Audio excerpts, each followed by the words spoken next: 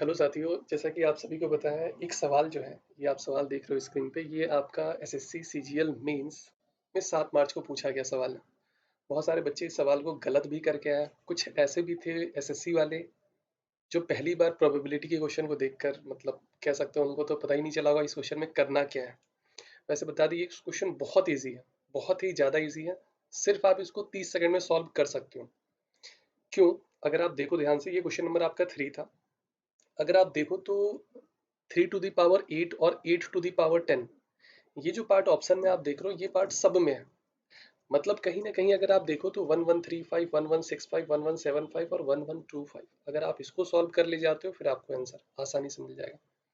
Probability का सवाल है। वैसे अगर बात करें बैंकिंग वाले बच्चों के लिए प्रोबेबिलिटी काफी इजी है, बट एसएससी वाले कैंडिडेट के लिए प्रोबेबिलिटी थोड़ा सा टफ हो जाता है क्योंकि उनके लिए फर्स्ट टाइम होता है। चलिए देखते हैं इस क्वेश्चन को कैसे करना है और क्या करना है। क्या कहा जा रहा है? Person can hit a target 5 times out of 8 shot. मान लो जो टारगेट हिट हो रहा है इसको हम लोग क्या करते हैं भाई, पी मान लेते हैं। और 5 आउट ऑफ 8 का मतलब ये है कि 8 में से 5 बार जो है ये हिट हो रहा है। इसका मतलब ये कह सकते हैं कि 3 बार हिट नहीं हो रहा है भाई। अगर 5 टाइम्स हिट हो रहा है 8 में से, इसका मतलब 3 बार हिट नहीं हो रहा होगा भाई, सीधी सी बात है। अब टोटल कहा जा रहा है if he fires 10 shot, total 10 shot fire किया गया, ठीक है। What is the probability that he will hit the target twice?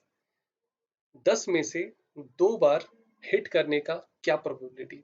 अब देखो 10 बार टारगेट किया गया है, तो मान लेते हैं A B C D E F G H I और जे। अब ये 10 शॉट है जिसका नाम दे दिया गया भाई A B C D E F G H I और जे। हो सकता है कि वो 2 शॉट जो है ए और बी हो सकता है वो 2 शॉट ए और सी हो सकता है ए और डी हो। इस तरीके से बहुत सारे शॉट पॉसिबल है भाई। 2 चाहिए ना, 2 में हिट होना चाहिए भाई। इसका मतलब कह सकते हैं कि टोटल 10 शॉट है, उसमें से 2 में हिट होने का अगर देखें टोटल नंबर ऑफ केस तो 10C2 अगर आप निकालोगे, 10C2 सभी को पता है कैसे सॉल्व करते हैं। 10 × 9 डिवाइडेड बाई 2 × 1, ये क्या हो जाएगा भाई, 45 हो जाएगा।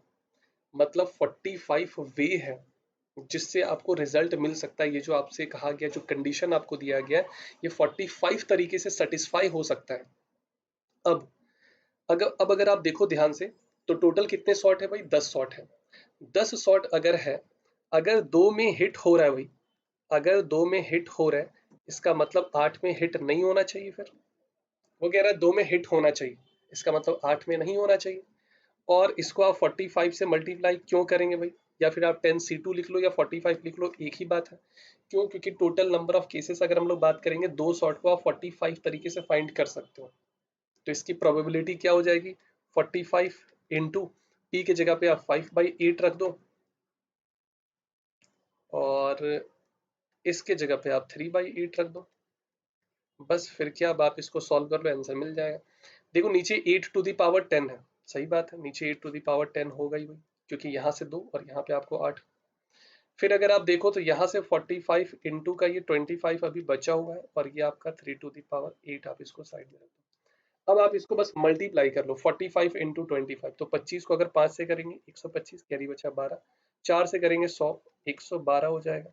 और ये 3 टू दी पावर 8 और divided by 8 to the power 10। बहुत इजी सा सवाल था। कॉन्सेप्ट अगर आपके क्लियर होंगे तो इस तरीके के सवाल आप आसानी से कर पाएंगे। पहले प्रोबेबिलिटी के क्वेश्चन पूछे नहीं जाते थे, बट हाँ अब एक आध क्वेश्चन प्रोबेबिलिटी के बन जाते हैं एसएससी में, बट हाँ बहुत इजी।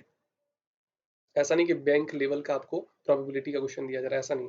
बहुत ही ज्यादा इजी सवाल पूछा गया। बाकी आप देख सकते हो ये जो सवाल है आपका 7 मार्च, और क्वेश्चन नंबर 3 है। हाँ आगे पीछे हो सकता है क्वेश्चन, बाकी ये सवाल आपका सेम पूछा गया। और बहुत सारे बच्चों को डाउट भी हो रहा था, फिर सोचे क्यों ना एक वीडियो बनाकर ही इसका आंसर सबको एक साथ बता दिया जाए। चलिए, थैंक यू।